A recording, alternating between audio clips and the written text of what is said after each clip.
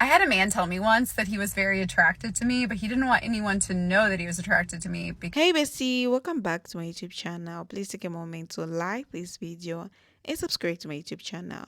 Bestie, like the video because it helps with my algorithm. So in today's video, we'll be talking about dating world fad horror stories. So I'll put the stitches together so that you watch. I'll be back to share my true sense. I had a man tell me once that he was very attracted to me, but he didn't want anyone to know that he was attracted to me because I was overweight. At the time, I was about 330 pounds, so a big girl, but always adorable. And I knew he found me attractive. We would flirt all the time. We would go out. We would spend time together. We even went on some dates. And he told me, I cannot introduce you to people because of the way that you look. He was a very fit person. And that is not the first time that I heard that. And it just made me sad because he actually said, I am very physically attracted to you. He said, it's not that I'm not attracted to you. Like, I genuinely find you very attractive. He said, but my family and friends will not understand why I'm bringing a 300+ pound woman home. Like, they just won't, and they'll never let that go. And I found that sad for him because I'm like, if you're genuinely attracted, it'd be one thing if you're like, I like your personality, but I'm not attracted to you. If you're genuinely attracted to me and you feel like you can't be with me because of the expectations of others, like, that's really sad. I've since lost 150 pounds and I have considered reaching out to him in the past, but I'm like, you know what? No, I really don't want to, because if he cares that much about people's opinions, that's not really a man that I want anyway. Even though I am all about preferences, again, if it was his preference, I would have no problem with him not being attracted to me. But he said he was, and he just couldn't get past what he knew his family would say. Have you ever experienced anything like this? Drop in the comments. I'm curious to know. It just like broke my heart. Okay, so here's another story time of dating while I was like very, very big. So I went through a very, very dry spell of dating. So I ended up on like the armpit of dating in the late 2000s, which was plentyoffish.com. If you never experienced plentyoffish.com, count yourself lucky. But anyways, I talked to this dude named Spencer. We met on Plenty of Fish and we talked for like a good few weeks. And by talk, I mean like we were texting like all day long, like getting to know one another. So anyways, I had lots of pictures of myself on Plenty of Fish. Several of them were at least from the waist up. But anyways, we decided we were going to meet each other. We lived like 2 or 3 hours away from one another. We decided we were going to meet each other halfway in the middle. So it was like an hour away from me at a mall. So I was like, hey, before we meet each other, like I am a larger girl, I want to send you a few more full body pictures so that way you know who you're meeting. And he was like, okay, no problem. So I sent him a few more pictures. He saw them. He was like, okay, yeah, no problem. I think you're beautiful, la, la, la, la, la. So I think we're good. So I show up at this mall and we meet in the parking lot and he's super nice. He gives me a hug. He's like holding my door. He buys me lunch. We walk around the mall. We talk. We sit on a bench. We make out several times. And so we hang out for like 3 or 4 hours. And I think this date goes really well. So we leave. We kiss before we leave. And so we leave. And so I drive home. I get home and I text him and I'm like, hey, I made it home. No response for a few hours. I hear nothing. And so then all of a sudden later that night, he like texts me these paragraphs like crashing out saying that I catfished him, that I was bigger than my pictures that I sent him, and he couldn't believe that I would do that to him, that I wasted his time and all this stuff, and just like completely crashed out on me. So yeah, no moral of the story. That was just like another example of men being really crappy to me when I was plus size. So I like catfished him, but he made out with me multiple times. So yeah. Okay, y'all, I recently decided to step out of my comfort zone and actually do online dating. And for this TikTok thing that I have, I'm trying to encourage other Christian women. And I'm telling you what, as a plus size Christian woman in Florida,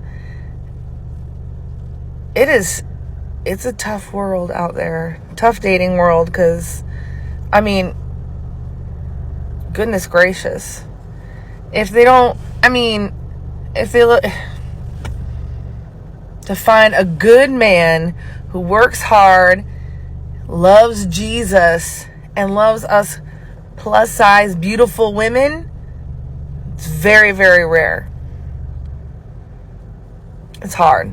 Because all these guys on this one plus size dating site, it's like they only got one thing they're thinking about, and I ain't for it. And then on the Christian dating one, they ain't for plus size girls. So I'm kind of like, I can't do either one. It's really annoying. Whatever.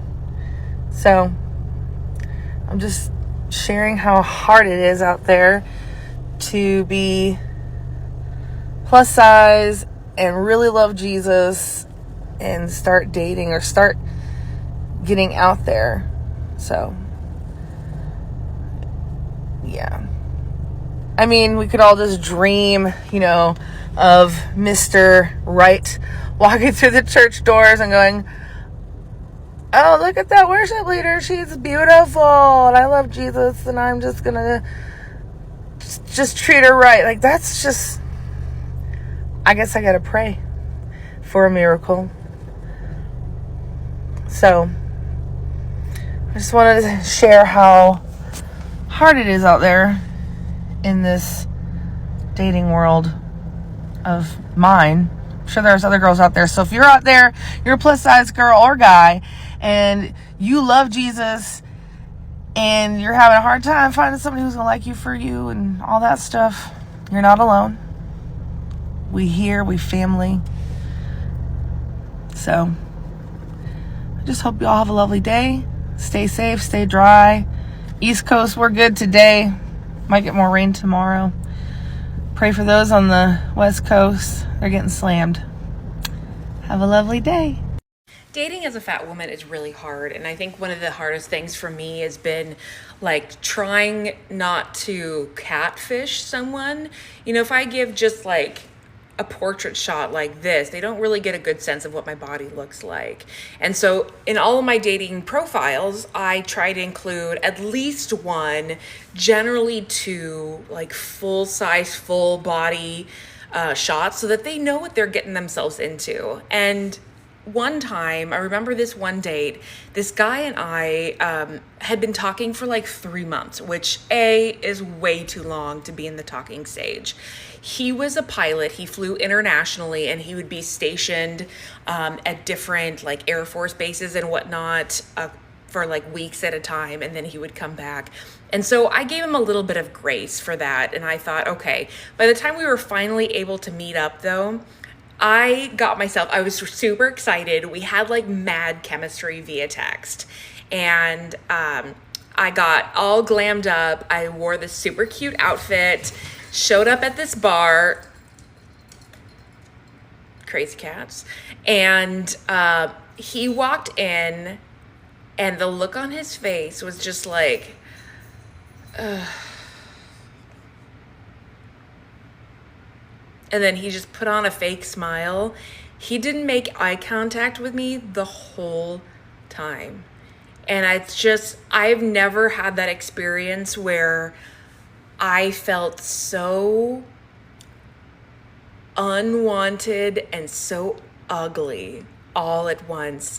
The disappointment in his body language was so clear to me that he was just not into me. I went on another date with this other guy. We were like 3 hours apart, so we each drove like an hour and a half to meet in the middle, which I thought that worked out well. And I got my drinks. I was there before him, and so I got my drink, paid for my drink, and we chatted for about a half an hour. It was a little bit of awkward conversation. I felt like I was carrying most of the conversation. And this guy stops, all of a sudden, like interrupts me mid-sentence and says, well, Sarah, it was really nice to meet you. I'm gonna go. And just got up and left. And I was like, okay. And was really, really taken aback by that. So both of those experiences really showed me that I am not somebody that men want to date, which is too bad because I think I'm fun. I think I'm funny. I'm smart. I clean up really nice. I look terrible right now, but I clean up nicely. And I feel like I have a lot of love to give to somebody, but I can't seem to get past that first date. God damn it. Alright, y'all, so I'm gonna do a quick story time about another dating horror story. If y'all really like these, please like and follow me and let me know in the comments that you like these, because I got like 50,000 more. But yeah, here we go. So I met this guy on a dating website again. I'm not gonna say which one this time, but maybe on the next one I'll tell you. But I had met a guy on a dating website, and he proclaimed to be, again, well off. He had a good job. He had been in his job for like 15 years. He was older, like maybe in like mid to late 40s. His children were all like in their 20s. They were grown. And he just seemed very like down to earth and like a very nice guy. So he had asked me out, and which I had liked, and that is something that I kind of look for when I go on dating websites, like how much initiative the guy takes. So he had planned to go on a date and everything, and it was like we were talking, we were communicating, like it was going good. Boom. So the date comes, and me personally, like because of bad experiences that I've had, I like to drive myself to the date just in case it don't work out. I can dip out of there real quick. So I'm literally leaving my house. I'm driving on the way there, and then he calls me and he was like, hey, you know, I really would like to drive you, and where we're going, the parking is not that great, and I don't want you to have to pay for parking, all that, boom, boom. So I'm like, okay, well, I'll tell you what, I'm by a Walmart by my house and he lived kind of close to me. So I said, okay, meet me at the Walmart and you can pick me up and I'll just ride with you. And he was like, okay. So I end up going to Walmart. He pulls up. Y'all, why does man pull up in like a 2001, 2002 Toyota Corolla? It was old. The front fender was hanging off. It's like he had gotten a wreck and it was hanging on by duct tape. I am not dragging it. Like, it was busted. I'm like, oh my God, like I should just drive myself. That's what I'm thinking. I'm like, okay, so that's red flag 1, red flag 2. So already right there. So we literally start driving down the street, and we're just talking, like in the middle of a sentence, this man swerves to try and hit a squirrel. I'm not lying. Literally, I'm doing this like in the car. I'm like, what's going on? And he's like, these MFers need to die. They're evil. They're evil. And I looked at him and I'm like, are you kidding me? Oh, and then let me back up. So when I opened the door to the car, it was like a smoke, like, I don't even know, like Snoop Dogg was in there. Like, it was just like smoky of just marijuana smell. And I don't like that because my hair be smelling like smoke and it's hard to get out your clothes. Like, I don't smoke. I don't do smoke. So I'm like, alrighty. So that was strike 3 right there. But I should have listened to my gut. I didn't. I do not be listening to her. So anywho, he literally swerves to hit a squirrel. And he's like, these MFers need to die. I'm like, are you literally swerving to try and hit a squirrel? He was like, yeah, they're evil. They're evil. Y'all, then I looked over and his tags was out. Now, mind you, this is probably like May of this year, May of 2025. His tags was from 2022. 2022, April of 2022. And I said, are your tags out too? And then he was like, yeah, you know, I'm gonna get that. You know, that's why we just gonna take the back roads. I'm like, take me back to my car now. I literally looked at I said, take me back to my car now. Like, I'm not playing. Like, I said, you got some nerve. You over here, this busted ass car. You swerving to hit squirrels, which is gonna draw attention to you. It smells like straight marijuana in here, and your tags is out. I said, I don't even play games like that. I said, take me back to my car now. And of course, he has some words for me, and he had things to say, and I didn't care. Like, we was not even far from my car. I said, take me back to my car now. Right now. And yeah, he did, and then sped the fuck off, and I was just like, done. I went and had dinner and a drink by my damn self. So y'all, please, if y'all's in a relationship and it ain't that bad, I don't condone abuse and I don't condone cheating, but anything else, if he's just annoying, stick with that man, because it's ghetto out here, y'all. It's ghetto. Do you guys want to hear about the worst first date I ever had? Setting the scene, only one of us knew it was a date, and spoiler alert, it wasn't me. Once upon a time, I think I was about 19, I wanted to go to a dance, and the dance was kind of far, and neither me or my friend that also wanted to go had a car, and so we were getting a ride with a mutual friend, but like mostly her friend. Last minute, my friend decides she doesn't want to go. There's also a dance the next day. She would rather go to that one, but I am chronically extroverted, and I still wanted to go, even though I barely knew this guy. And even after, she said to me, I would feel more comfortable if you didn't go alone with this guy. Now, after the amount of true crime documentaries I have seen at this point, I realized that that was insane thing for me to ignore. We made it. We lived. So he picks me up. It's like a little bit goofy, but not in a way that's setting off any alarms, in like a loudly singing along to a Disney soundtrack kind of way. The drive is fine, other than the fact that he is not a very good driver. It didn't get weird until we got to the dance. And we got to the dance too early to go inside yet. So we're sitting in the parking lot. There's a lot of shoulda, coulda, woulda in this story. I'm just gonna need you guys to prepare yourselves for that. I was 19 and it was an awkward situation. In hindsight, I should have just insisted that we went inside. This is where he starts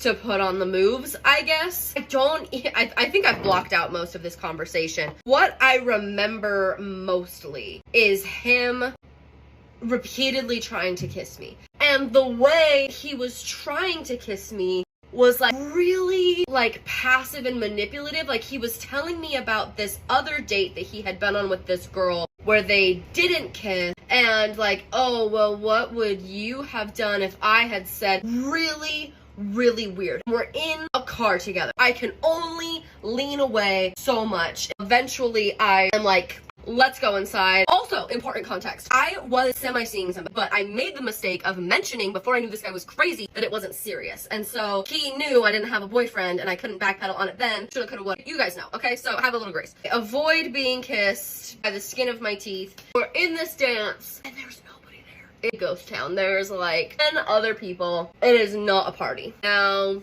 there's no avoiding him. So we hang out for a little bit. He ends up suggesting going for a little walk. I'm like, whatever. So the entire walk, I'm like avoiding him, trying to hold my hand.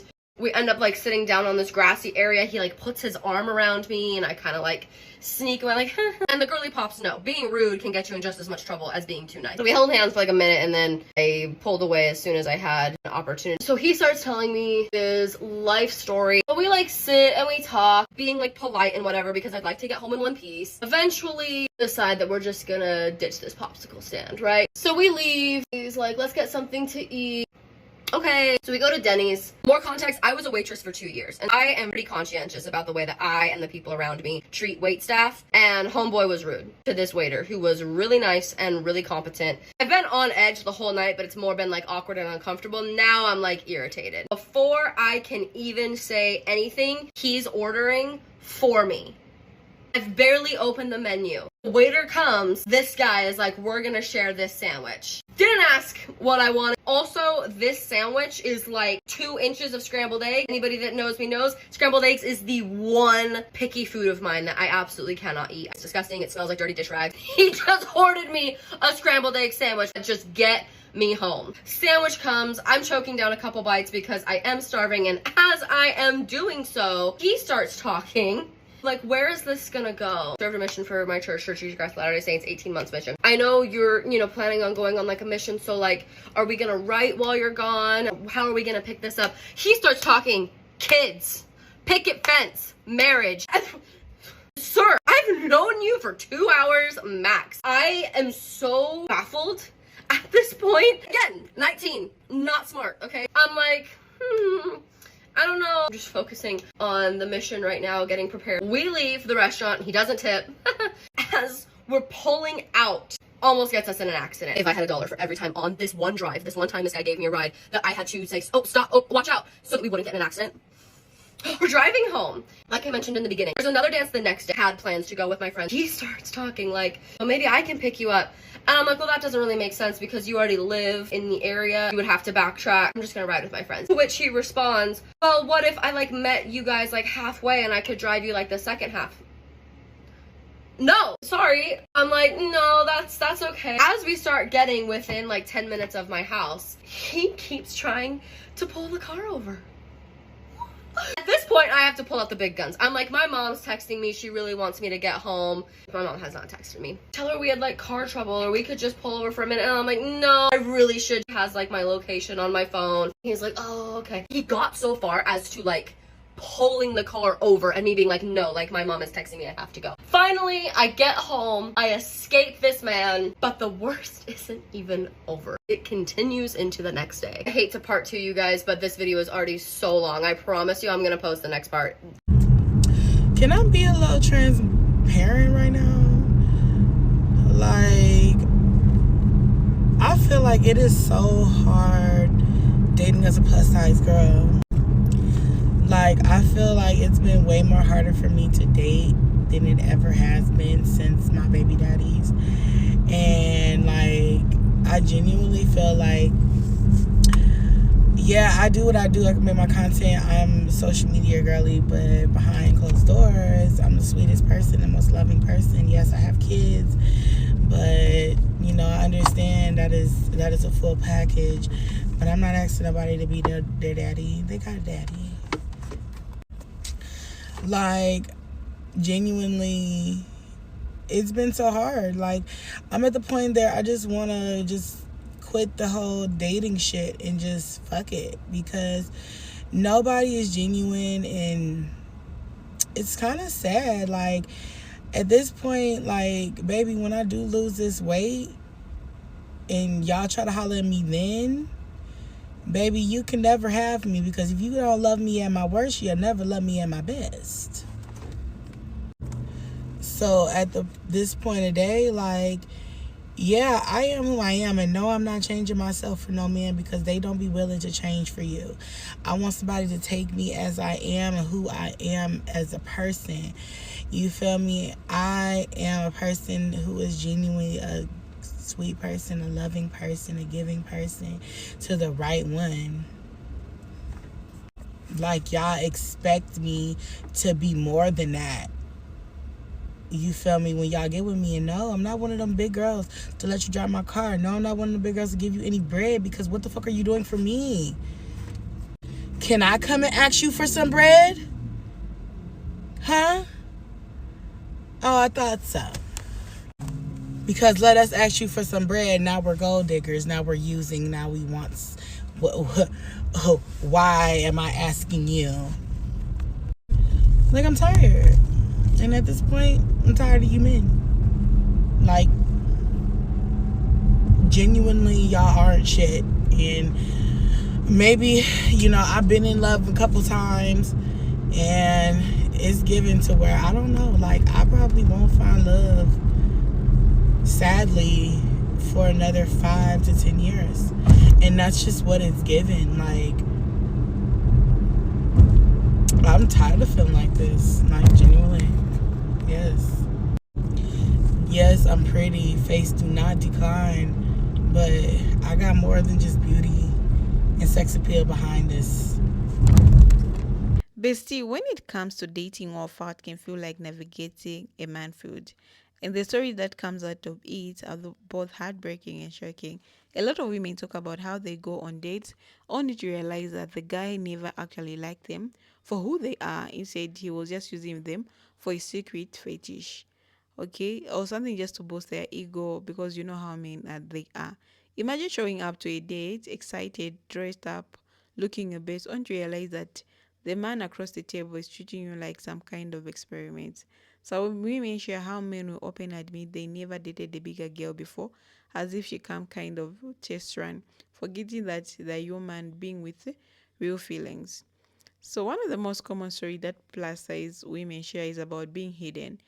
The man acts interested in private, send sweet messages, and make promises. But when it comes to be seen together in public, he hesitates. He wants intimacy behind closed doors, but doesn't want his friends, family, or co-workers to know that he's dating a fat woman. Many women recall being kept as a secret girlfriend, only to realize they were never going to be acknowledged. That realization is painful because it leaves you questioning your worthy.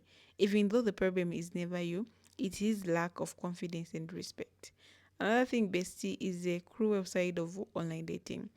Plus size women often talk about how men will swipe on them, start conversation, and things seem to be good at first, but when they meet in person, the mood changes. Some men get embarrassed or even rude, acting like they were triggered into meeting a bigger woman, despite the fact that her picture were right there on the profile. This kind of rejection leaves scars because it feels like no matter how honest you are because of your weight, some people still come into your life just to waste your time and hurt your feelings. Catfishing is another nightmare. Most of the fat women have shared how men use them as a butt of cruel joke, pretending to be interested only to later reveal that they were never serious. These are the kind of men who play vulnerability, sending sweet messages and making promises just so that they can mock a woman for her size. It's not good and deeply damaging to the experience.